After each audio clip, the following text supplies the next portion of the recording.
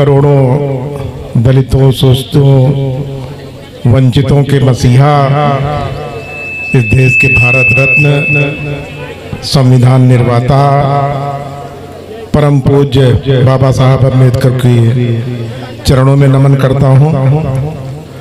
यहाँ पर हमारे जो तस्वीरें लगी हैं अन्य महापुरुषों की, उनके भी चरणों में नमन करता हूँ। आज इस बुद्ध कथा के आयोजन के अवसर पर बौद्ध प्रचारक एवं डॉक्टर भीमराव अंबेडकर सुधार मंच के सभी सदस्यों को बहुत बहुत धन्यवाद देता हूँ, बहुत बहुत आभार प्रकट करता हूँ। इस टीम के गायक रोशन बौद्ध और सुगम सिंह जी को भी बहुत बहुत धन्यवाद देता हूँ कि वो लगातार बाबा साहब के, भगवान बुद्ध के विचारों को जन जन तक पहुँचाने का काम कर रहे हैं। उनका बहुत बहुत धन्यवाद। यहाँ पर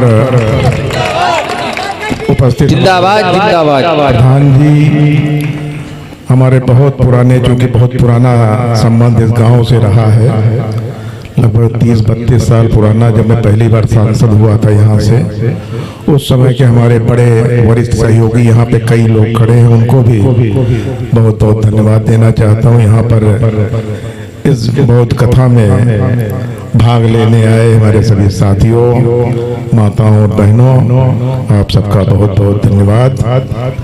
साथियों, वैसे तो हमको यहाँ पर 3 बजे आना था, लेकिन हमारी पार्टी का एक बहुत ही महत्वपूर्ण कार्यक्रम 3 बजे लग गया। उस वजह से हमने कहा, आयोजक बंधुओं से हमने अनुरोध किया कि हम थोड़ा पहले आ जाएं और भगवान बुद्ध के चरणों में नमन करके फिर जल्दी निकलने का, क्योंकि लगातार पार्टी के काम होते रहते, इसलिए हमको जल्दी जाना पड़ रहा है। लेकिन फिर कभी जब कार्यक्रम होगा, निश्चित रूप से यहाँ पूरा हम समय भी देंगे और अच्छा लगेगा कि हम फिर आप लोगों के बीच बुद्ध कथा जब भी हो उसमें आवे। जैसा कि आप सब लोग जानते हैं कि परसों 14 अप्रैल और 14 अप्रैल को हम लोग अपने बाबा साहब की 133वीं जयंती मनाने जा रहे हैं।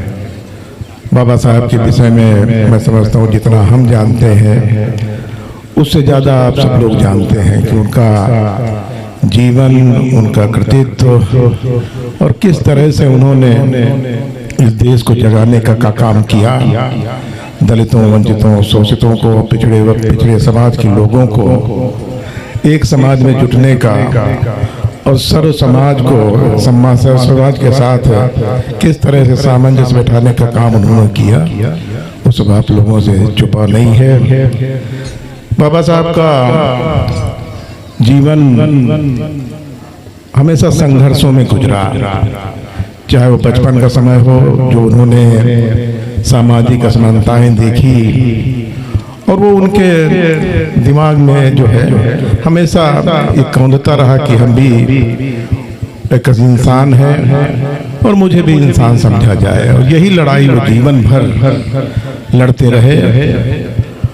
बचपन में जब वो पढ़ने जाते थे तो उनके साथ जो एक तो 200-150 साल पहले थे, 130 साल पहले जो उस समय का जो सामाजिक उस समय का जो कार्यक्रम होते थे उनसे दूर रखने का, और जो सुविधाएं सबको मिलती थी उनको वंचित करने का जो उन्होंने तरह से देखे, उनका मन बहुत आहित हुआ और कुछ करने के लिए उन्होंने समाज को ऊपर उठाने के लिए, आगे करने के लिए पूरा जीवन उन्होंने लगा दिया। नारा दिया उन्होंने कि शिक्षित बनो, संगठित बनो। यही नारा आपको आगे ले जाएगा और मैं समझता हूँ इस नारे को हमारे समाज के लोगों ने लिया और आज बड़े बड़े पदों पर, उच्च पदों पर, यहाँ तक कि मैं भी यह सांसद हूँ तो ये बाबा साहब की देन है। उन्हें संविधान में ऐसी उन्होंने संविधान में जो लिखा, जिंदाबाद जिंदाबाद, जो अधिकार मिलने चाहिए, आज उसी से हमारा समाज, बल्कि जब हम आज के परिवेश में देखते हैं तो आज सर्व समाज भी उनकी महानता को नहीं भूलता है। आज केवल बहुजन समाज में नहीं, सर्व समाज बाबा साहब के द्वारा किए गए कार्यों को आज याद करता है, उनसे प्रेरणा लेता है और आने वाले समय में निश्चित रूप से जो बाबा साहब ने जो रास्ता दिखाया है उसी पे चल करके हम लोग इस देश को मजबूत करने के लिए लगे हुए हैं। सब एक समाज को, सर्व समाज को एक साथ जोड़ने का, एक साथ उन्होंने जो नारा दिया था लगातार उसमें काम भी हो रहा है और हम लोग आगे भी बढ़ रहे हैं। आज इस अवसर पर केवल मैं यही कहना चाहूँगा कि हम लोग बाबा साहब की जो बातें हैं उनको अपने जीवन में उतारें और आगे शिक्षित बने, संगठित बने। जो समाज में जो बुराइयां हैं, जो कुरीतियां हैं, पहले उनको दूर करना पड़ेगा।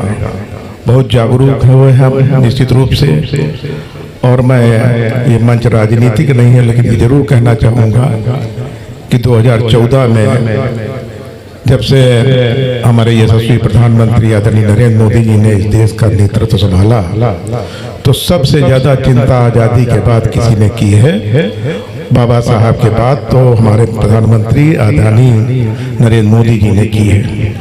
उनकी छोटी छोटी जो समस्याएं, मूलभूत समस्याएं हैं जो इस समाज की हैं, दलित की हैं, वंचितों की हैं, पिछड़ों की हैं, और किस तरह से उनका जीवन स्तर ऊपर किया जाए, उठाया जाए। लगातार आपने देखा होगा 2014 से जो हमारी केंद्र सरकार की योजनाएं आती हैं, जो प्रदेश सरकार की योजनाएं आती हैं, उसमें हमेशा चिंता की गई है किस तरह से जो समाज पिछड़ गया है, जो समाज के अंतिम डोर पे बैठा हुआ है, वहाँ तक सुविधाएं जाए।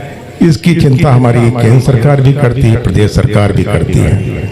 और निश्चित रूप से जो हमारे प्रधानमंत्री जी की सोच है कि आने वाले 2047 तक, वो बहुत दूरदृष्टि उनकी रहती है कि जब हम लोग जो स्वतंत्रता दिवस मना रहे होंगे तब ये देश का, दुनिया का सबसे मजबूत देश बन करके भारतवर्ष उभरेगा और बहुत पूरी तरह से विकसित देश उभरेगा, जिसमें बेरोजगारी नहीं होगी, जिसमें गरीबी नहीं होगी, जिसमें सामाजिक असमानता नहीं होगी। ऐसी सोच हमारे माननीय प्रधानमंत्री जी की है। साथियों, इस मौके पर पुनः 14 अप्रैल आने वाली है, बाबा साहब की जन्मतिथि है, जयंती है। उनकी जन्मतिथि पे आज पहले से ही मैं आप सबको अग्रिम बधाई देना चाहता हूँ, शुभकामनाएं देना चाहता हूँ। यहाँ पर आए हुए सभी आयोजकों को बहुत बहुत धन्यवाद देना चाहता हूँ, आभार प्रकट करना चाहता हूँ कि इस बोध कथा में उन्होंने मुझे आमंत्रित किया। आप सबका बहुत बहुत धन्यवाद।